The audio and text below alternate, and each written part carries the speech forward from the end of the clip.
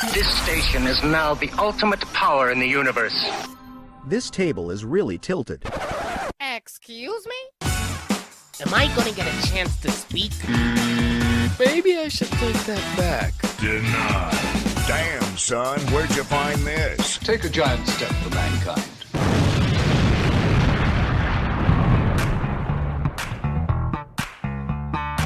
Welcome to the Tilted Table, with your hosts, Sean and Joe.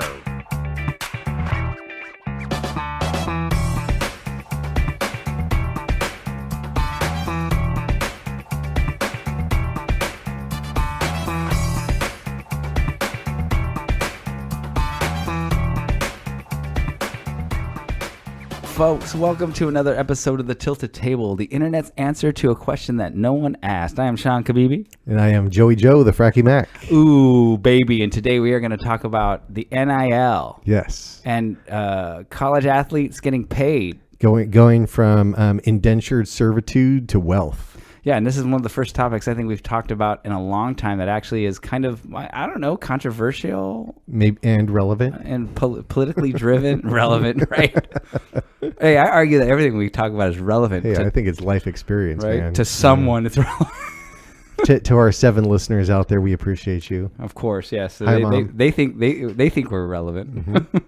All right, so first and foremost, I don't know how you want to approach this. Do you want to talk about what the NIL is? Well, I think we should go back a little bit and start with when professional athletes were allowed to participate in the Olympics. So that would have been 1986? Great memory. It was 1986, and then it really became, it was eligible for all countries, depending on how their sporting boards would decide to do it, in 1988. Okay, so what we're really talking about here is not necessarily just amateur athletes getting paid, but then pros being able to go down into the amateur ranks. Both. Okay. Mm-hmm. The intermingling of these two worlds. All right, so I think that we should map out exactly what NIL is. For those that don't know what it is, it means name, image, and likeness. Mm-hmm. So this allowed college players to make money off of their name, their image, or their likeness, not off actually playing the sport.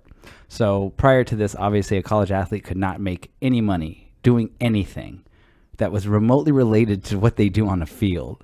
So there's no signing pictures. Yeah, can't do that. Yeah, no autographs. You don't get to participate in jersey sales of your own jersey name and number. While the NCAA and the colleges make billions off of these printing people. money. And then the argument would be, well, you've got a scholarship, or fingers crossed, you got a scholarship. Yeah, so right? You got a full ride, you're getting your school paid for. But so this was in 2021 when they passed the law allowing them to make money off their name, image, and likeness, and immediately this turned into a lot of college students making a ton of money and signing these large deals. We'll get into the weeds of how these deals work, because I'm familiar with how these deals work. Mm-hmm. But do you know who the first major NIL deal was? No. It was the Cavender twins, basketball players, these really pretty blonde girls. And was it Florida? Well, they eventually went to Florida. Got it. Okay. The University of Florida, but they played 3 years at Fresno State. So I didn't know that. Yeah, that's where they started. Oh. So once they got the deal, they got the fuck out of town. Yeah. Fresno always gets kicked in the teeth. Oh, we're rich now. Bye. Exactly. Well, there's a lot of amazing talent that's come out of Fresno State. So go Bulldogs. Yeah. So a lot of these, folks are getting, brand deals, and they're also, doing commercials and things like that. So there's a lot of opportunity for them to make money. It's caused a lot of problems where obviously kids are becoming more interested in what somebody can offer them, just like any other profession, So that's basically what the NIL is. A lot of people think that it's a good thing. A lot of people think it's destroying college sports. And we'll get into all that. But we'll go ahead and go back to 1986, where Joe wanted to start with the allowing of professional athletes to go down into the Olympics. Well, I mean, when you watch the Olympics, at least back in that time, you're expecting to watch the best athletes in the world. Well, the best athletes in the world are typically in their prime. And if they're in their prime and they're killing it, they're getting paid for all of their talent. So, well, that's not true, because it depends on the sport. Because you can say that about basketball, but you can't say that about track and field. Well, for sure, because back then there wasn't necessarily a professional circuit where they'd make a ton of money. Right. Winning a gold medal was the peak of the mountain. Yeah, and the other thing I'm confused about is that the Olympics has wrestling, but if you brought the pros in, were we having Hulk Hogan? Because pro wrestling isn't real, or I shouldn't say. I was gonna say that should be professional worldwide wrestling should be an Olympic sport. Okay, we'll bring back the Iron Sheik. Go ahead, continue. I interrupted you. No, I just so I think if you want to watch the best athletes in the world in their prime perform, then you're gonna have to put your foot in the pool of professional athletes and people that are getting paid money. Sure. And it should be up to them if they want to take a flyer and represent their country and maybe get hurt. I mean that could happen. Okay. And it would impact their career. But for the point of the Olympics and global solidarity and all of that fun stuff, you do want to have the best people from your country represent you. Is it the best athletes or is it the best amateur athletes? Well, prior to that was the best amateur athletes. Now it's best athletes. Okay. Obviously, there's a bunch of asterisks and caveats, and we won't get all political with the latest nonsense. And we don't want to do that on this podcast.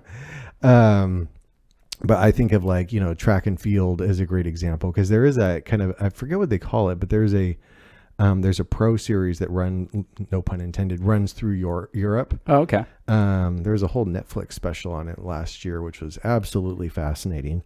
And so, going from, that professional circuit, well, the natural next step is going to be, yes, I've got an Olympic gold medal. But yeah, you've got to have athletes that are paid. And especially if you're in your prime and people are using, we're not going to jump into NIL right off the bat, but you're using name and likeness. And these companies, Nike, Adidas, are just printing gazillions of dollars. True. Using all of your hard work and slaving away and everything else, then you should get your slice of the pie. Yeah. Okay.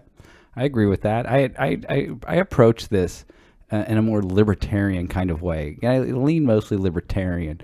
So the one thing that bothered me about college students not getting paid to play is the laws that restricted it, right? So there's really just one or two avenues to professional sports, which is through college, right? Like even if you are a great high school football player, you'll never get a look unless you play college ball. Right. That's the way it goes down. So every other profession on this planet, let's say you're a 15-year-old genius, right? Computer whiz, and you're killing it. Like you're inventing AI type shit. I don't know, you're reinventing the whole concept of a computer program of some sort, right? If you did that, and Apple came knocking at your door at 16 years old, 15, 16, and said, we want to hire you to reinvent our shit or whatever it is, you can legally do that. You could drop out of school and go take a job, right? So if you have a talent, you can make money off your talent regardless of your age in every profession except for sports. You can't be a great basketball player at 18, and even if the NBA says, yeah, you could play, but you have to go to college first. Now, right. That changed, 10 years ago? Yeah. Like right after Kobe? So they changed it to where you had to play at least 1 year of college. Right. But I think that they got around that rule by saying that you had to be out of high school for a certain amount of time. So even if you don't play college ball, you could conceivably dip for a year, maybe go play in the European League or something or whatever, and then you can go to the NBA. But I don't know what the rule is now. But I'm against. Bottom line for me is I'm against not allowing people to make money with their skills. That's just me. Fair. Agreed. So I think that a college athlete should make as much money as they want, and they should be allowed to go pro if the pro leagues allow them in. And I don't think there should be a law specifically saying that you can't do this or you have to do that first. Right. I mean, if you just take a step back and look at even a bigger global view, it's like the schools would say, well, we're giving you an opportunity to play on our team and we're giving you a scholarship for your education. But then it's like, wait a second, you're giving me let's be generous, $40,000 a year, and yet, I'm giving you $2 million a year. If you're an elite type player. Yeah, I mean, right? I agree. It's a flawed argument to say that we're giving you a free education. Well, here's the flip side of that. How about you pay me $1 million a year to play, and I'll pay for my own education? Mm-hmm. So, Facts. And I'll end up walking away with $950,000 extra because Mm-hmm. your school only is going to charge me $50,000 a year to attend it. Right. If I want to attend your school to begin with, I'm assuming you'd have to if you're playing for them. But God knows, how rules can change. So I think that it's a flawed argument to say, oh, we're giving you a free education. I'd rather you just pay me and let me buy my education. So how do you respond to, and I have my own thoughts on this, and I think we're on the same page, but how would you respond to people's argument that people are boosters are from big schools are basically buying teams to decimate everybody else? Well, that's what's happening. It's a problem with the NIL. So the way the law is written is that you can, again, sell your name, image, and likeness. So let's say I go play for Fresno State, and there's a local car dealership in town, massive car dealership. Well, that's perfect. There's a brand, a car dealership hires me, and I'm Sean Kabibi. I'm the quarterback for Fresno State, and you should come down here and buy a fucking car, blah, blah, blah, right? Right. And they're paying me to do that commercial, right?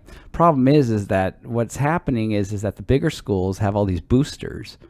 And these boosters are people that are real prominent in their town. I'll give you an example. Like a real estate developer would be like this super rich dude in Alabama, and he will hire the kid. Oh, well, I'm hiring him as my brand ambassador. For what? Well, I have a company. We build it homes or whatever. But what is he doing? Well, it's the boosters would normally, prior to NIL, if they want to be illegal, would somehow funnel money to the school and to the kid to get the kid to come there. Well, now legally it can just say that, well, he's a brand ambassador for my company that I've never ran a commercial for. I don't have any print ads. I'm just a big time real estate developer. So those boosters are using that as a loophole. And, Alabama can go to a kid and say like, well, we have boosters that have millions and millions of dollars. So we can offer you this deal, which is essentially allowing the boosters to funnel money straight to the kid. Mm-hmm. Yeah.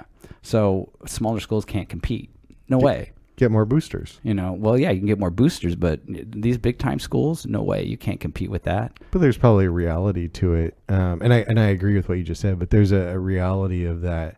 Those schools I think that we're talking about, like the SEC, they're already great big schools, awesome programs. It's not like Western Illinois Tech is just saying we got robbed from some local talent or something like that. You could say that, but I think in the past, without NIL, when it was you couldn't make any money, there was at least some leverage for smaller schools because there was some incentive maybe to keep a local kid, because maybe the kid doesn't want to go all the way to the other side of the country to some unfamiliar place and play with some unfamiliar people, and it's just too much for them. It's more comfortable to stay here. Plus, again, if they're not getting paid, ultimately, I can stay at home with my parents. I don't have to live in a dorm, all that kind of stuff. Well, then you get down to that's a personal choice. Sure, right. But I'm saying is that there's incentive to, I'll give you a good example. We look at Fresno State, and we had David Carr and Derek Carr play for Fresno State. Now, David Carr, when he was coming out of high school, was a highly recruited quarterback. I mean, he went number 1 overall in the draft. He was always a really good quarterback, and he got offers from a lot of different schools. He picked Fresno State because it was close to home, and it offered him exactly what he wanted, was enough national screen time, because Fresno State is still a mid-major school. They get national airplay. He knew that he could stay close to home. It was a familiar situation for him, and he was still going to be noticed and likely be, if he played well, which he did, he'd be drafted probably in the top 20 and ultimately became the number 1 overall pick. Now, if he was offered millions of dollars to go to an Alabama or Florida State or something, and be number 3 on the roster, but yeah, that's true too. And I deal with a lot of kids that go play college ball, and some kids make decisions like that. And one kid, Tyler Horton, who had played for Boise, great cornerback for Boise, he told me specifically that he picked Boise because he knew that he would start a lot sooner, and that Boise gets a lot of national attention. So he had an offer, I think, from Arkansas. And this is when the Razorbacks were still a pretty good team. And he was just like, yeah, if I go to Arkansas, what the hell's going to happen there? I'll be third string until I'm a junior. and then maybe, hopefully, I can squeeze into the starting lineup if I'm good enough. But he knew that if he went to Boise, he would start relatively quick. And it worked for him. I mean, he ended up starting most of his college career, and he ended up going to the Dolphins, and he didn't make it in the NFL beyond, I think, kind of initial, entry into the NFL. But yeah, he did exactly what he thought was the best move for him. Well, I think that's one of the other side spinoffs to this conversation is, you hope the best for people and that they get to use their talent and go, get paid elite dollars to do the thing that they love the most. But the reality is, I'm going to make up a percentage here, 0.001 of these athletes are ever going to make it. Maybe they'll get drafted, maybe they'll get to the second cuts of, camp or something like that. But to actually survive through professional sports, when they can just get paid in college, and ultimately if they don't make it to the next level, like they're not set for life, but they've got a pretty good nest egg tucked away, and they actually got their shot. Whatever happened from the shot, that's a different story. Right. No, and I agree. I think they should do that. And we're seeing that because of the way the transfer portal works now. People can bounce around. But it does hurt, I think, a lot of these smaller schools, because ultimately, I'll give you an example, is Oakland University. And I'm not sure where they're located. It isn't Oakland, California. It's Oakland University. It was 2 years ago. They went to the NCAA tournament, and they were, 14th. They were low seed, and they won. They beat, I think, Kentucky. They knocked out like one of the big dogs right out the gate. And all they get this national attention. Here's the Cinderella team. And I think they won their second game too. And they eventually got eliminated, I think, by the third game. But there was one player in particular who was from that area that always wanted to play for Oakland University because that's where his dad went or whatever. He's all about Oakland University. They go to the tournament. He plays really well. Now he's on a national stage. This guy's a really good basketball player. And ultimately, once they got eliminated, he got a bunch of deals and he left. Yeah, he's like, fuck this. I'm going to go make a bunch of money. Sure. Yeah, and that's like the American dream right there. And the Oakland coach had said in an interview that it wasn't just him. There were like 3 other players that left because they had gotten, some kind of offer from, bigger schools. So it sort of eliminates that idea of a Cinderella team that ultimately, at the end of the day, if you're a smaller team, and it doesn't matter if it's basketball or football or whatever, that if you have a good season and your players play really good, you're going to lose them all because they're going to get offers. They're going to bail. Right. But I think, we're getting off we're getting. Well, no, this is exactly what we're talking about. Yeah. No, I was just going to say, I think, as coach, and I'm not a coach, I don't know anything about coaching, but I think in this day and age, you've got to expect that. And you've got to have a deep bench or different recruits that you're looking at. And whoever's on the team now, you've got to have a sense of realism that if you got somebody who's, Heisman level or something and actually got on your team, that you're probably going to get a one shot, trip to Mars with that player, and then they're going to go on to something bigger and better. But you should have planned accordingly is what I would say to that. Yeah. Well, I agree. I mean, like I said, I take the side of the athlete. So, I mean, I don't care what happens to Oakland University. If that's your lot in life and you're a small school, then you should do what other, I think, small schools do. Let's like the Ivy League. The Ivy League, like Harvard and Yale play each other every year, and that's like their Super Bowl. So to the Ivy League, that game is massive, right? So that's where you are, Oakland University. You create some sort of existence within your own, sandbox. Right. And the odds of you becoming a Kentucky or a Duke, it's never going to happen. But I don't think it was ever going to happen before anyways. No, it's what's the old saying, stay in your lane. And I don't mean that maliciously. It's just like that's where you're at in life. It's not going to get any bigger or better. I mean, I guess you could argue that over maybe decades and decades, could you build a small college program into a larger program? Sure. But, odds are that that's not going to happen. Otherwise, it already would have. I mean, like how many schools, let's say 30 years ago, weren't even Division I, and now they're like a dominant Division I team. I just don't know if I've ever seen that. I mean, we could use Fresno State as an example. They were at one time, I'm talking about in the 60s and 70s, they're pretty much non-existent. Fresno's a bullshit town in the middle of nowhere. But again, the city gets bigger and bigger and bigger. Fresno State has gotten a lot bigger over 40, 50 years, and they're still just a mid-major. Could they eventually grow into a dominant, sports program that would rival like Alabama? It's possible, but I don't think it's going to happen in my lifetime. Maybe, again, another 20 or 30 years. It's possible, sure. But I think most of these teams are, we get thousands of colleges all across this nation are always going to be pretty much where they are in their leagues. They're never going to grow to be this massive national competitive team. Now, it's sad for them that they could lose players, because if they do find a hometown hero, or they find some recruit that nobody else wanted for whatever reason, and then the person blows up, and that person is going to say, like, oh, I'm going to leave now and go to this bigger school. That's just, welcome to the NIL. Yeah, it's a whole new era. Ladies and gentlemen, may I have your attention, please? Leave a like on the video. I know you're enjoying this. Can you shut up? The internet's answer to a question that was never asked. The Tilted Table with Sean and Joe.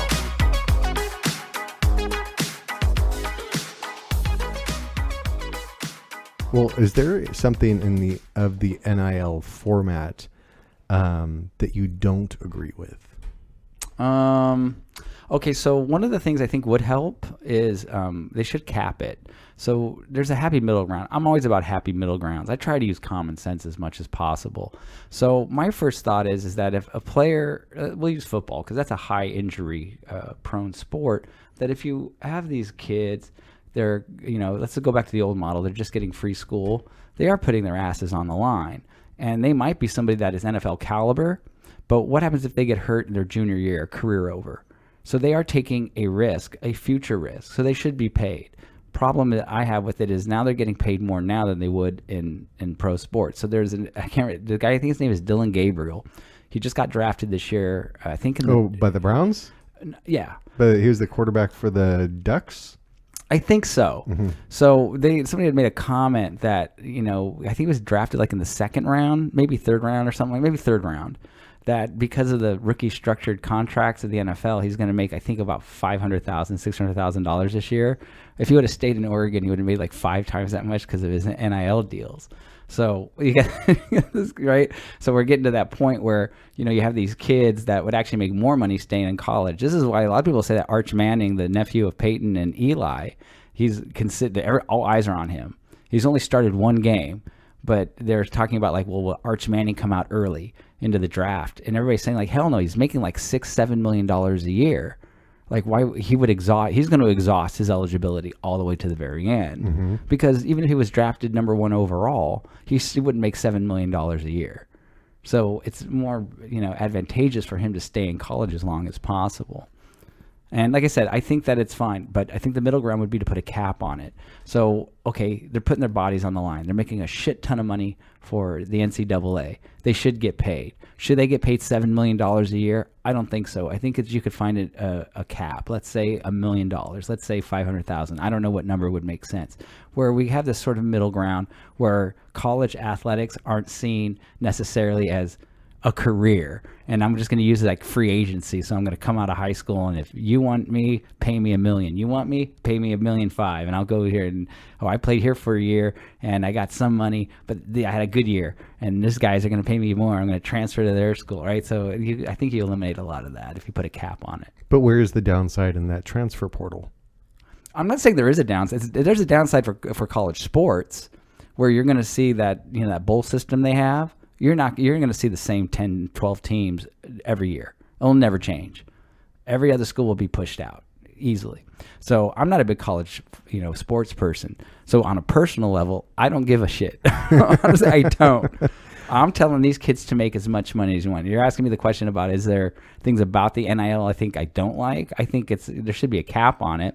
I think that I only say that to benefit the schools, to make the sport, I think, better for everybody in terms of the audience that's watching it. Because you'd like to think that there could be a Cinderella team, or you'd like to think that, again, I'll go back to Fresno State. When David Carr was playing, they got up to ranking as high as number 5 in the nation.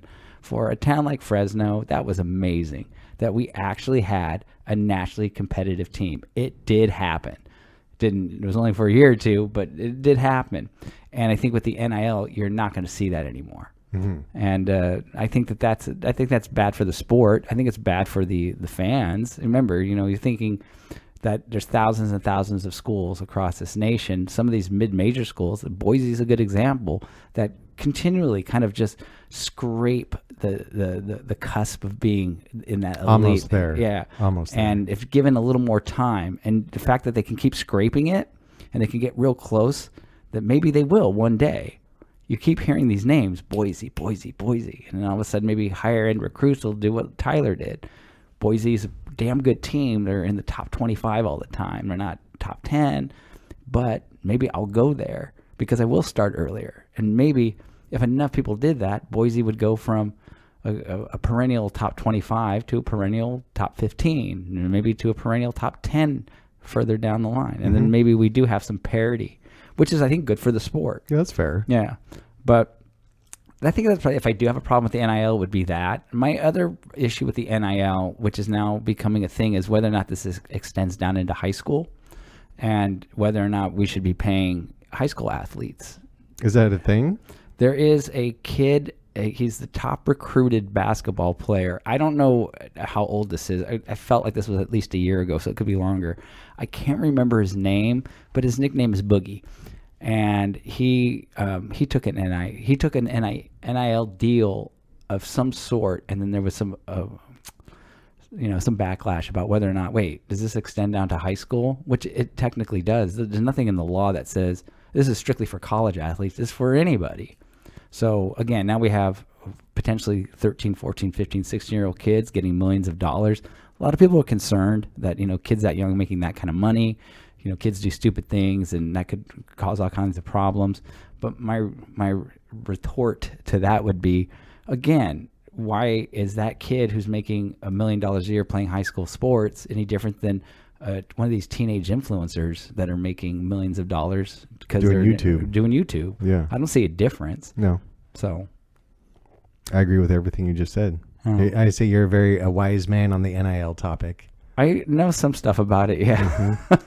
Well, it's interesting on Boogie in the fact that there's, and I would say good for him, but there's that kind of dollar figure floating around on a high school person, because who's watching high school ball to the degree that they would be willing to pay that kind of dollar figure like that? That doesn't make sense to me. This kid's from New York. And where's the transfer portal and something like that? Do you go to the high school down the street? I would assume you could. I'm sure it's a lot easier to do. There's no restrictions on you bouncing from one high school to the next. It happens all the time. When Tim McDonald was the head coach at Edison, we had the most dominant football team I remember around that. Yeah, because everybody wanted to play with Tim McDonald. Well, why? Because he's an pro athlete. Well, yeah, but he's got massive connections. I mean, half of this is about who your coaches know. I can get someone to look at you. I get scouts down here to see you. If you're a nobody, I'll give you an example. After Tim McDonald left, they hired a football coach who had zero connections, and we lost everybody. Yeah, say the whole team just floundered at that point. Yeah, because the guy doesn't know anybody. Who wants to play for this guy? I want to play for somebody that knows somebody. Yeah, that actually makes sense. I don't ever think about high school sports, but that makes sense when you hear all of these ex-pro players that are now like all of a sudden the head coach of ABC High School or XYZ High School. And you're like, I didn't even know they were a coach at all. Yeah. But that makes sense. Well, I think the other thing is that, like, why would somebody want a high school kid? Is there any national, branding? Well, of course there's national branding because they have social media. I think part of the NIL even coming into existence is that prior to the internet, you could make an argument that even the top tier quarterbacks in college football may not be really household names. Does that make sense? Who was the quarterback for Notre Dame, let's say in the 80s? I know Joe Montana was, but who was the guy after Joe Montana? I know who it was, actually. Who was it? It was Rick Meyer, I think. That's right. Went to Seattle Seahawks. But I think ultimately, with the internet existing, and I'm saying that, I'm trying to piece this together, is that a high school kid is unknown without the internet. They're just known in their town or maybe regionally, maybe even statewide. But unless they get some national attention from like ESPN or major news networks, the majority of people aren't going to know who they are. But now we have that. So it's conceivable that a high school kid, let's say the best high school basketball player, you can argue that, well, he's not really a household name, but he's got 5 million Instagram followers. He's got a lot of people that know who he is, and we want to sell a product. He would be a good person to hawk the product for us. Sure. Yeah. So Sure. Yeah. So I think high school kids can become marketable, not because they are known by everybody, but it's all about the followers on social media. Yeah, I mean, you could shoot like just with your phone. Like, what if they have like these super amazing touchdown passes or catches or interceptions or whatever it is that you start racking up these highlight type reels and you start posting them on Instagram or X or whatever it is. And yeah, I can totally see how that could happen. And you also got to think of the idea that it's not just their ability to play sports; it's also a personality thing. Like you could have a marketability. Yeah, you could have a kid who's a really great basketball player, but he's funnier than shit. He's charismatic, and half the draw is not just because he's a good basketball player; it's because he is a personality. I think one of the bigger knocks on who Travis Hunter is, right? Yes. Right. One of the bigger knocks on him is that I guess in interviews he didn't do very well. He's just not camera kind of guy. And, people were thinking about like, well, how marketable is he? He's not super charismatic on the mic. He doesn't have this sort of Deion Sanders sparkling, crazy personality, which is all can make him very sellable. Also, a lot of people comment, I'm not saying this, but a lot of people don't think he's a particularly attractive man. So that hurts, his marketability. So they're already looking at these types of things. And if you do have a player that may not even be that great of a football player, but they have a wild personality and they're all over social media and like millions of people are following him, partly because he is, this known athlete, but also maybe partly because of his personality. Like if Brian Bosworth played today type of a thing. Oh yeah, if Bosworth, he would be all over social media. He'd probably have a gigantic following because he was such a character. Right. Yeah. It'd be like half the jerseys in the stadium would say Bosworth on the back because of the size of the character. Yeah, and I think that high school players can easily do that. You got the right kid. Well, I say good for the high school players and good for the college players and make that paper while you've got an opportunity. Yeah, for sure. Because it can all be over like in a single tackle to the knee or something like that where, it's going to affect you for the rest of your life. And there's no insurance policies for that kind of stuff. There's none. And I think the other thing is that we're seeing students coming out of high school. And there's one particular case. I can't remember the cat's name, but his career was really odd in football. It was this thing where he got out of high school. He wasn't highly recruited. He ended up playing. He goes to one school, some small school, and he plays fairly well. And he gets a better offer from a slightly larger school. So he transfers to that school, plays there, has a pretty good year, and gets a better offer. He's just bouncing from school to school. And at some point, I think he left college athletics. And I don't hold me to this. I think he joined the military, and he was in the military for a year or two. He gets out. He still has like a year of eligibility or 2 years of eligibility left. He ends up going to Tulane and fights and gets the starting job as the quarterback for Tulane. And then something happened where he was able to manipulate another year of eligibility. Now, mind you, this guy has no way of ever becoming an NFL quarterback, and he knows it, but he's a good college quarterback. And over this time that he spent, he'd made a bunch of money with all these NIL deals. And they were saying how like he's playing for Tulane, he's fighting to get this extra year of eligibility using some weird loophole, and it's strictly because he wants to make more money. Has nothing to do with playing the game anymore. He's just trying to make as much money as he can, exhaust all of his eligibility. A lot of people were commenting, saying that they didn't like this, that this is a problem, because all of a sudden we have these kids that are turning college into their career. And I don't think it's a problem, but I can see how purists would not like it. Yeah, I could see how they're like, this is meant to be an academic and a game for the community, but I don't see a problem with that. If he was a terrible quarterback trying to work this grift, then whatever, just bench him or don't even or make him graduate or whatever the coach can do. But yeah, if he's awesome and he's not going anywhere else, why not? Yeah, and I think that's going to be a thing with the majority of these players. That you said it, earlier that like 0.1% of these people can make it in professional athletics. So ultimately, we see this over and over again. I see it more in football. I pay more attention to football. I don't know if this translates to other sports, but these great college players that are just dominating college football, but are basically cornered and told early on that, he's great, but he'll never make it in the NFL. Mm-hmm. I mean, Tim Tebow might be a good example of those types of players where they're great in college, but we already know they're never going to be that good in the NFL. So by their sophomore, junior year, even if they're winning national championships or they're winning Heisman trophies, they're already being pegged as like, well, you're not going to go much further than this. So I think that this is great because if you are tagged that way, and maybe you know in your heart of hearts, I can play the college game really well, but this skill set I have is not going to translate to the NFL. Yeah, I want to make a bunch of money now. I am the quarterback of the national championship. I'm the Heisman Trophy winner. I should be getting a bunch of money for this. If I can, I should be getting it. Yeah, and so I think you're going to see a lot of college athletes, and again, 99% of them don't make it to the NFL, saying to themselves as they enter college, I already know there's no way I'm going beyond college. So I'm going to treat my college career not as me working harder and proving everybody wrong that I can play in the NFL. Fuck it. I'm just going to use my college skills, because they're good, to make a bunch of money. And I'm going to try to stay as eligible as long as I possibly can. Yeah. So, and then graduate, bounce, and move on to the next chapter in your life. Yeah. And of course, after you do, a strong run in college, man, you can get a job probably in that college's town pretty easy, because you're, basically a hometown hero. Yeah, you're the man. Yeah. I mean, you think Tim Tebow's hurting for money? No, not at all. He's famous as hell. And so ultimately at the end of the day, Tim Tebow, if he was more of an NIL era, maybe he would have said like, well, screw trying to bust my ass, because he tried so hard to stay in the NFL and just kept getting cut by every damn team. Like, why would I steer into that curve when I could steer into this curve? I can market my brand, my name. I am Tim Tebow, and I can, do this in college, make a bunch of money in college. And then when I graduate, I'll be on the circuit. If I'm not speaking to people, I'm going to be working for some, company that hired me and made me vice president of awesomeness, some bullshit position, because they want me in their company, because of the hell I am. Yeah. Well, more power to all those people out there. Yeah. I mean, is there anything about the NIL that you don't like?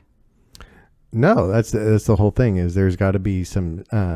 Everybody wants to exceed and excel and go pro and make it big, but you used a perfect word earlier, like in your heart of hearts. Like, you got to, even though you're wired to achieve this level of greatness, I think most people have got to realize, like, I want to be there. I'm going to do everything I can to possibly be there, but really, I know it's not going to work out quite like that. So if you could just narrow the scope and say, I've got a 4-year window to just blow it all out and to set myself and my family up for, as long as I can. And this is my window of opportunity.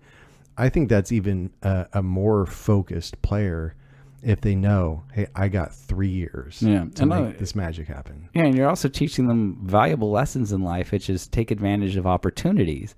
I mean, like, if if somebody offered me a job and it's not the ideal job, but it's a good job, and I don't think I can get the other job, I'm going to take the shot at the job I know I can get. Like, why wouldn't you do that? I guess there's the sports purists that, are going to say like, well, if you just work hard enough, or that guy sold himself short, whatever. No, I don't believe that. There's too much information out there now that specifically says that there are people that will be blackballed from professional sports because of a number of different things about them. And I'll default to football because I'm more familiar with it. Like, somebody could be a great athlete, but they don't have the right mechanics. And there's fears by teams that, no, I don't know if he'll ever learn these mechanics that he has to learn. These mechanics aren't that important in college, so he could destroy college football. But once he gets to the NFL, if he ever gets there, he won't do well. And automatically they're putting that on top of him. Now, again, he could work on his mechanics and maybe he'll fix that. But I think people are, in their heart of hearts, they know certain things and say like, well, wait, I can really bust my ass in this direction for something that likely won't happen, or I can work really hard in this direction for something that's right in front of me and I just have to say yes to it and go for it. Yeah, of course you're going to do that. Everyone would do that. Everyone does that in their career. I think the sports purists get upset, and that's why they hate the NIL, and they put so much crap on top of it saying, well, these kids are just coming to college so that they can make a bunch of money and they don't care about the sport. Well, fuck, dude, you're a fan. Maybe you give a shit about all that nonsense. This is a business when it comes down to it. And 100%. And these people are going to make the moves that they need to make, and your fandom doesn't mean that much to them. No. Yeah, not at all. And I don't think like the whole transfer portal going from school to school, I mean, just treat it like a 1-year free agency type of deal. Like, what would you expect if they were using that same mentality in pro ball? Yeah, and also keep in mind that the people that are most upset over this are the hardcore fans. No one wants to see, showing up on a Saturday and they got this core group of great college players and they win a national championship. And in the old days, these dudes would be playing together for the next 4 years, taking your team to some legendary status. Now, after they win the national championship, the whole thing just implodes. Everyone just goes somewhere else. Yep. So, so the only people that are really upset are the fans. And I respect the fans. The fans make you. The reason this stuff is even paid attention to is because people watch it. But at the end of the day, the normal fan attitude about, what about dedication and commitment to the school and to the team? And oh, give me a break. Come on, man. Exactly. Just because you wear nothing but freaking, Arkansas Razorback gear doesn't mean that everybody that plays for the Razorbacks has to give that undying dedication to to the team. It's a business. Even to these kids, they know it's a business. For sure. And I think the final part of that is, I think it's good for the sport and the opinions, like people like me. I don't watch any college sports at all. If there is a player that's really amazing though, and I'm going to just pull something randomly out of there. Ohio State. I know nothing about the Buckeyes. Yeah. But if I know that there's this amazing player, I would totally tune in to see what's going on with the Buckeyes. Sure. That same guy transfers to, University of Tennessee. Go Vols, but I don't know anything about them. I'm probably going to start watching some volunteer football. Sure. So I think that part is actually very interesting to the sport, and that we the consumers are paying more attention to things that we never would have watched before. Yeah. And I think the last thing I want to touch on with this topic is how much of the sports don't really care about the players. You have dudes that never make it to pro sports, not because they're not good enough. They didn't go to the right high school. They didn't have the right coaches. They went to the wrong colleges, or they went to a college and halfway through that season, the coaches quit and new coaches come in, but I didn't recruit this kid. So he's not a part of my program. And all of a sudden now the kids get less playing time. So there's a lot of reasons why people don't go pro that have nothing to do with their ability. So if it's always been that way, the NCAA is going to make money regardless one way or the other.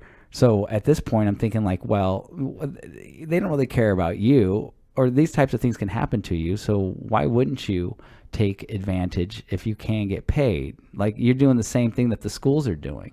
They're making all the right moves they need to do to keep their programs afloat and profitable. So the players should have that same ability to do so. 100%. And to have that flexibility, because if you signed up at ABC school because of Coach Y, and Coach Y takes his own free agent deal, you're stuck with a person that you don't know, you have a personality conflict, you are not a good fit for whatever their program is. Yeah. Mm-hmm. You can't have handcuffs on for the next 4 years. You got to be able to bounce. Yeah. And I mean, like, even if you're committed, you stay that 1 year where it's like you lose a year. Mm-hmm. Like, I didn't get the time on the field, or you're right. Maybe the schemes this guy's running don't fit my skill set, and now I'm stuck in a system that doesn't really work for me. It's not showcasing my abilities. So people that are seeing me play, like, well, he's not that good. Oh, it's not just me. There's a whole thing going on. Right. Yeah. So I mean, if it operates that way, and it does, and then it's the same thing. I often wonder how many Tom Bradys have existed on this planet. They just never got their shot. Well, there's only one Tom Brady. Maybe that's an over-exaggeration, but you get my point. But yeah, I totally get your point. Yeah. Like, and I'm sure it's definitely more than 10. Oh, hundreds, thousands probably. Mm-hmm. Yeah, just didn't get there because they didn't have the right situation, and they lost out on a career of a lot of money. Right. So take it when you can get it. Exactly. That's the American dream, baby. That is the American dream. Mm-hmm. I have an important announcement for you, so stay tuned. Yo, that's some next level shit, bruh. So you got me. Big deal. The internet's answer to a question no one asked. The Tilted Table with Sean and Joe. Folks, thank you for tuning in to another episode of The Tilted Table, the internet's answer to a question that no one asked. I am Sean Kabibi. And I am Joey Joe, the Fracky Back. And I want to get a deal, $1 million NIL radio deal, dude, podcast deal, whatever. Dude, I'll take like $5,000. I'll take $1 at this point. Like, subscribe, hit the bells, do all the things. Thank you so much. Peace.